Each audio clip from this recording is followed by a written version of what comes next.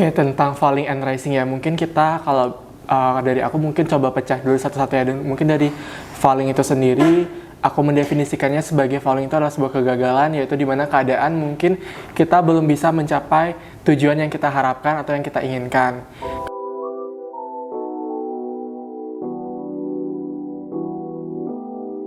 Salam sehat, salam JMKI. Halo Sobat JMKI, kembali lagi di Haja Podcast episode 5. Di sini aku Nadia yang akan menemani Sobat JMKI selama beberapa menit ke depan. Nah, seperti biasanya, Haja Podcast akan membahas tentang hal-hal yang terkait sama kehidupan kita sebagai mahasiswa nih, seperti tips perkuliahan, isu kesehatan, atau mungkin hal ringan yang bisa bikin kita refleksi diri. Nah, pada episode kali ini aku nggak sendiri nih, aku ditemenin sama narasumber kita yang sangat inspiratif. Halo Kak Esa. Halo, salam kenal. Gimana nih Kak kabarnya hari ini? Baik hari ini. Oke, sebelumnya perkenalkan, nama aku Nadia Risnawati, bisa banget dipanggil Nadia. Mungkin Kak Esa bisa perkenalan nih sama Sobat JMKI yang lagi nonton. Halo Sobat JMKI, sebelumnya perkenalkan nama aku Ibu Tumas Esa Mahendra, dan mungkin teman-teman bisa panggil aku Esa. Aku mahasiswa farmasi angkatan 2022 dan sekarang semester 7 berarti. Oke, nah Sobat JMKI, Kak Esa ini memiliki segudang prestasi loh. Yang pertama, juara 1 Passion Counseling Competition Farmasius 2025. Yang kedua, juara 1 Passion Counseling Competition Sedatif 2024. Juara 2 Passion Counseling Competition Pharmacopeia 2024. Juara 2 Passion Counseling Competition Farmasut 2024. Juara 2 Passion Counseling Competition Polymer 2024. Juara 3 Passion Counseling Competition Pharmacopeia 2024, juara 3 Passion Counseling Competition Parmit 2024. Nah, selain itu, Kak Esa juga aktif di berbagai organisasi nih, seperti BMKM FA UGM, serta KMHD UGM. Wah, keren banget ya Sobat JMKI. Kak Esa nih produktif banget ya. Terima kasih banyak. Dan teman-teman juga pasti nggak kalah produktif di sini. Oke, Sobat JMKI, pernah nggak sih kalian ngerasa kurang atau ngerasa takut untuk nyoba hal baru karena menghadapi kegagalan? Nah, pada episode kali ini kita akan membahas tentang Falling and Rising, A Journey of Growth. Nah, kita akan ngebahas nih gimana sih cara kita buat menghadapi suatu kegagalan dalam proses kita bertumbuh. Oke, Kak Esa, mungkin mulai aja ya, Kak. Boleh. Oke, mungkin yang pertama nih sebelum kita lebih jauh lagi, mungkin aku mau nanya, menurut Kak Esa tuh makna dari Falling and Rising di kehidupan sehari-hari itu apa sih, Kak? Oke, tentang falling and rising ya, mungkin kita kalau dari aku mungkin coba pecah dulu satu-satu ya. Dan mungkin dari falling itu sendiri, aku mendefinisikannya sebagai falling itu adalah sebuah kegagalan, yaitu dimana keadaan mungkin kita belum bisa mencapai tujuan yang kita harapkan atau yang kita inginkan. Kemudian untuk rising sendiri itu adalah bangkit ya, artinya kalau diterjemahkan, yang itu menurut aku maknanya adalah bagaimana upaya kita untuk bisa mencoba bangun dari kegagalan kita dan berusaha kembali untuk mengupayakan kondisi bagaimana kita bisa mencapai tujuan kita. Sehingga apabila kalau digabungkan konsep falling and rising itu, kalau diterjemahkan berarti kan jatuh dan bangkit ya. Nah, itu mungkin memiliki makna bagaimana kita awalnya melewati proses yang namanya kegagalan terlebih dahulu, lalu bagaimana kemudian kita akan berusaha untuk bangun kembali, kemudian kembali pada tujuan kita dan mencapai tujuan kita sendiri. Seperti itu. Jadi memang dua falling and rising itu nggak bisa terpisahkan dan memang itu harus berdampingan dalam kehidupan kita. Seperti itu ya, Kak. Nah, terus nih Kak, sebagai mahasiswa nih, pastinya kan kita pernah ngerasa gagal gitu, baik di akademik maupun di organisasi atau hal lain yang udah kita usahakan. Nah, kadang tuh kayak ngerasa bikin kita kehilangan motivasi gitu Kak, kayak udah gagal nih, aku nggak mau nyoba lagi, jadi kita malah nggak mau nyoba hal baru dan akhirnya kita nggak bisa ngembangin kemampuan diri kita. Nah, menurut Kak Esa tuh gimana sih cara biar kalau kita gagal kita nggak kehilangan motivasi gitu Kak? Oke, kalau kita gagal gimana caranya biar kita nggak hilang motivasi ya? Mungkin kalau dari aku sendiri caranya memang adalah kita harus berdamai dengan kegagalan itu sendiri.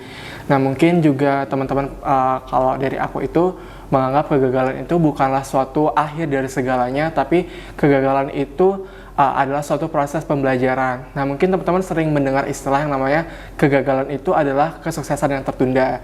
Nah, aku juga sangat setuju akan hal itu karena mungkin kita gagal itu bukan berarti itu adalah akhir dari apa yang kita ingin perjuangkan, tapi bagaimana itu kita bisa belajar dari kegagalan itu sendiri. Aku percaya juga bahwa kegagalan itu mungkin adalah sebuah guru, jadi kita bisa belajar dari apa itu dari kegagalan kita sendiri.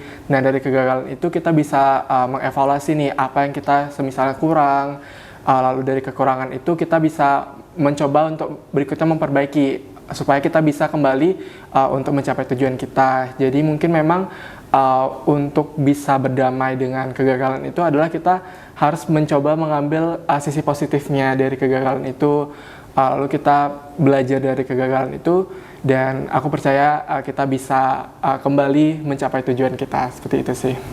Jadi jadiin kegagalan itu sebagai guru ya Kak? Benar banget. Jadi kalau misalnya teman-teman nih mungkin kalau dalam farmasi ya, misalnya kayak ujian sebelumnya teman-teman belajar pakai sistem SKS dan ternyata hasilnya nggak memuaskan nih. Nah berarti teman-teman kan harus itu udah mengalami kegagalan ya. Nah dari situ mungkin teman-teman bisa evaluasi nih kayak, oh ternyata cara belajarku pakai sistem SKS nih dan itu nggak cocok buat untuk ujian di farmasi. Jadi teman-teman bisa evaluasi lalu kembangkan strategi baru misalnya untuk di UAS-nya nanti. Oh berarti aku harus belajar dari jauh-jauh hari. Mungkin seperti itu sih misalnya. Menarik sekali ya Sobat JMKI. Nah terus kalau menurut Kak Esa nih, sebenarnya tuh kegagalan tuh penting nggak sih Kak untuk proses seseorang dalam berkembang?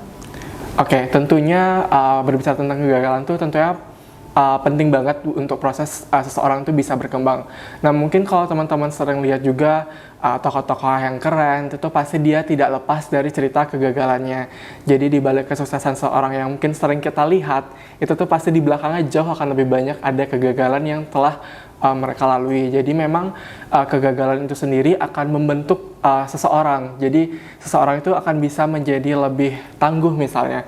Nah karena dia akan terus karena tentu persentase kegagalan itu akan lebih banyak dibandingkan kesuksesan yang kita lihat. Jadi mungkin kalau kita ngelihatnya seseorang tuh, wah dia keren ya, selalu sukses terus, menang terus, atau apapun kegiatan dia kayak berhasil terus ya kelihatan. Tapi mungkin kalau kita telaah lebih dalam lagi, kita mengenali seseorang terlebih dalam, mungkin jauh di belakang itu akan ada banyak kegagalan yang telah seseorang itu lalui. Jadi memang kegagalan itu penting karena kita bisa melihat seberapa tangguh seseorang. Dengan kita terbiasa gagal, lalu kemudian kita bangkit, itu kita jadi lebih tangguh dalam menghadapi tantangan-tantangan baru, dan kita jadi lebih berani nih buat mencoba hal-hal lain yang mungkin kita awalnya takut, tapi kemudian karena kita udah terbiasa menghadapi yang namanya kegagalan, lalu kita mencoba bangkit dari kegagalan, nah kita jadi nggak takut lagi buat mencoba hal-hal baru tersebut.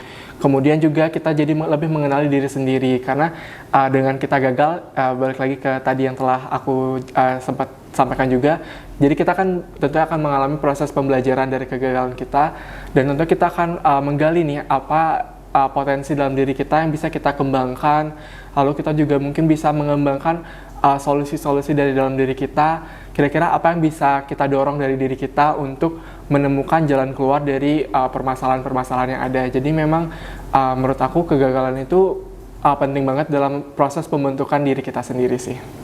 Seperti itu ya Kak. Tapi nih Kak, kadang ini kayak kita tuh susah banget nih self appreciate gitu, kayak kita tuh susah banget ngehargain diri kita sendiri kalau hasilnya tuh nggak sesuai sama yang kita harapkan. Nah itu tuh gimana sih Kak cara Kakak kayak self appreciate ke diri sendiri gitu? Oke, tentang self appreciate ya.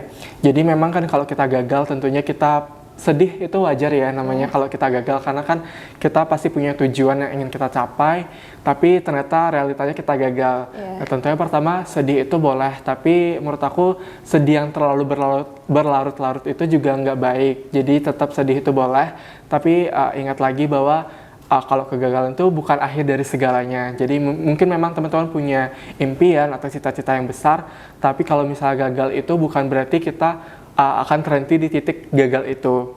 Nah ketika ibaratnya kata lain, kalau mungkin teman-teman melewati suatu jalan nih, kalau misalnya teman-teman ternyata tiba-tiba ada proyek yang menutup jalannya, tentunya teman-teman untuk mencapai tempat yang ingin teman-teman capai itu nggak mesti lewat jalan itu kan, pasti masih ada jalan lain untuk bisa mencapai tujuan tersebut. Nah sama juga kayak dalam mencapai tujuan, ketika kita gagal itu selalu ingat bahwa itu adalah bukan akhir dari segalanya, masih ada jalan lain untuk mencapai tujuan teman-teman.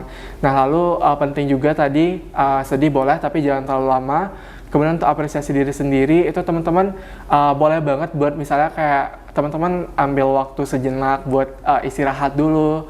Jadi memang dalam mencapai tujuan itu kan kita pasti melewati proses yang panjang. Nah ketika teman-teman gagal itu bukan berarti teman-teman harus langsung mikir ekstra kayak aku harus bagaimana bisa kembali ke tujuan itu. Tapi itu it's okay untuk teman-teman mungkin kayak istirahat sejenak, itu penting banget buat teman-teman. Terus juga teman-teman bisa mungkin melakukan aktivitas hobi yang bisa istilahnya mengembalikan mood teman-teman. Jadi jangan terlalu dipaksa untuk harus cepat-cepat mencapai tujuan, karena memang ada beberapa tujuan yang itu harus dicapai itu dari perlahan ya, jadi nggak bisa langsung cepat-cepat. Nah kemudian juga mungkin teman-teman bisa juga berinteraksi dengan sahabat. Nah karena kan mungkin kalau dengan berinteraksi dengan sahabat atau orang terdekat ataupun siapapun yang teman-teman bisa percaya itu bisa mengembalikan energi positif ke teman-teman. Jadi nanti misalnya mungkin kita merasa selalu kurang akan apa yang udah kita lakukan, tapi setelah teman-teman cerita sama sahabat gitu misalnya, nanti teman-teman jadi nyadar, oh iya ternyata sudah banyak yang aku lakukan, dan memang apa yang telah teman-teman lakukan itu merupakan suatu perkembangan dari proses teman-teman. Jadi memang itu bagian dari proses pembelajaran teman-teman, sehingga nanti teman-teman akan menjadi bersyukur. Jadi menurut aku penting juga untuk bisa bersyukur, karena setiap hal kecil dalam kehidupan itu pasti ada maknanya jika teman-teman kayak dalami lagi. Dan mungkin itu jadi memang bagian perjalanan teman-teman untuk mencapai kesuksesan. Seperti itu sih. Jadi kita harus ambil jeda dulu, jangan buru-buru dan istirahat dulu ya Kak. Oke, mungkin aku mau nanya, kalau kebiasaan yang biasa Kakak lakukan selain itu tuh ada nggak sih Kak, biar kita tuh bisa bangkit dari masa-masa sulit kita mengalami kegagalan? Oke, kalau dari aku pribadi, ketika aku gagal memang tentunya sedih juga, kayak tadi aku bilang pastinya sedih ya. Nah tapi balik lagi buat bisa kembali untuk bangkit itu memang benar kayak tadi yang aku sampaikan juga, emang ambil waktu sejenak dulu. Terus juga aku juga tetap sharing ke beberapa sahabat gitu, misal kayak sampaikan nih kayak aku tuh punya tujuan ini tapi udah melakukan langkah ini tapi terhenti nih. Nah kadang mungkin dari kita cerita itu juga teman-teman mungkin ada yang mungkin teman-teman kita ada yang lebih berpengalaman dan sudah pernah melalui hal yang kita lakukan, jadi kita jadi bisa dapat juga insight baru ataupun masukan-masukan untuk yang apa kita bisa perbaiki ke depannya. Kemudian juga selain ke teman-teman, tentunya kita juga aku juga sering cerita juga ke orang-orang yang memang lebih berpengalaman, misalnya kayak dalam hal lomba, mungkin aku tanya ke kakak tingkat yang sebelumnya memang terlihat udah berpengalaman gitu ya. Jadi dengan aku sharing ke orang-orang yang udah berpengalaman itu, aku juga bisa dapat kayak motivasi lagi buat motivasi baru lagi untuk bisa bangkit nih untuk mencapai apa yang harus aku perbaiki, lalu apa yang tujuan yang ingin aku capai itu seperti apa, mapping arahnya kayak gimana, mungkin gitu sih. Baik, mungkin ini yang terakhir nih Kak, ada nggak sih pesan yang ingin Kakak sampaikan ke Sobat JMK yang lagi nonton nih, biar mereka tuh semangat dalam menjalani masa-masa kegagalan menuju kesuksesan? Oke, mungkin buat pesan untuk teman-teman JMKI ya, untuk yang menonton ini, teman-teman jangan takut untuk mencoba, karena kegagalan itu memang merupakan proses dari teman-teman sendiri. Jadi hadapi kegagalan itu kayak yang tadi aku sampaikan juga, bahwa kegagalan itu memang bukan akhir dari segalanya, dan mungkin kegagalan itu juga bisa jadi pertanda bahwa teman-teman mungkin harus memang berhenti sejenak, mengevaluasi apa yang telah teman-teman lakukan. Nah dari proses kegagalan itu teman-teman bisa jadi belajar, dan kemudian tahu nih harus memperbaiki apa yang teman-teman memang harus perbaiki. Nah jadi memang harus jadikan kegagalan itu adalah sebuah pembelajaran, dan selalu ingat bahwa untuk mencapai tujuan besar itu perjalanannya tidak selalu mulus, dan pasti akan ada kerikil-kerikil kecil di dalam perjalanannya. Nah mungkin semakin besar tujuan yang teman-teman ingin capai, itu tentunya kerikilnya itu mungkin nggak ukurannya kecil lagi, tapi bisa makin besar, atau mungkin bahkan ada penghalang lainnya yang lebih besar lagi. Tapi selalu ingat bahwa akan ada jalan untuk mencapai tujuan teman-teman, jadi jangan putus semangat, jangan putus asa juga. Selalu ada jalan untuk mencapai tujuan teman-teman. Dan di sini aku juga ingin mengajak teman-teman untuk selalu mensyukuri apa yang teman-teman telah lalui setiap harinya, karena tentunya apa yang teman-teman lalui setiap hari itu pasti ada maknanya. Kemudian jangan lupa juga untuk bercerita ke teman-teman terdekat ataupun keluarga. Nah mungkin teman-teman juga nggak bisa untuk mencapai tujuan itu sendiri, sehingga memang perlu bantuan dari orang lain. Jadi jangan sungkan juga untuk minta bantuan orang lain, karena biasanya dengan bantuan orang lain itu kita bisa terarah juga bagaimana untuk mencapai tujuannya. Mungkin itu dari aku. Wah, menarik sekali ya. Terima kasih Kak Esa atas insight barunya yang sangat luar biasa. Gimana nih Sobat JMKI? Pastinya kalian udah dapat banyak banget kan pelajaran dari obrolan kita hari ini. Kita jadi tahu kalau jatuh itu tidak berarti gagal, tapi itu kita harus mengambil jeda, istirahat, atau mungkin bercerita dengan orang lain. Nah, terima kasih Kak Esa sudah bersedia menjadi narasumber di Hijau Podcast kali ini. Sama-sama, senang juga bisa sharing ke teman-teman JMKI di sini, dan semoga memang dari apa yang aku sampaikan teman-teman bisa mendapat insight baru lah istilahnya. Oke, mungkin buat closing nih Kak, kita boleh kali jargon JMKI. Nanti kalau aku bilang JMKI Farmasi UGM, Kak Esa bilang salam sehat, salam JMKI gitu. Salam sehat, salam JMKI. Oke. Udah siap Kak Esa? Boleh. JMKI Farmasi UGM, salam sehat, salam JMKI. Nantikan podcast selanjutnya, Hijau Podcast Sobat JMKI. Di sini aku Nadia sebagai moderator dan narasumber kita. Esa Mahendra. Kami pamit undur diri. Sampai jumpa Sobat JMKI.